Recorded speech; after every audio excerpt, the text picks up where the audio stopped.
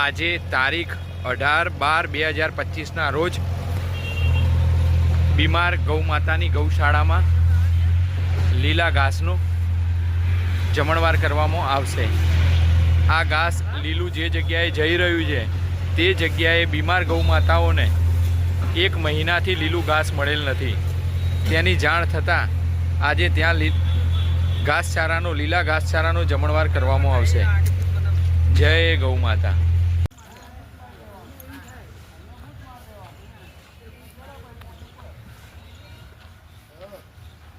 આ ગૌ માતાઓને છેલ્લા 1 મહિનાથી લીલું ઘાસ નહોતું। ભરતભાઈ જમાડો, લઈને જમાડો। આજે લીલા ઘાસનો જમણવાર અહીંયા ઓડા ખાતે કરવામાં આવ્યો।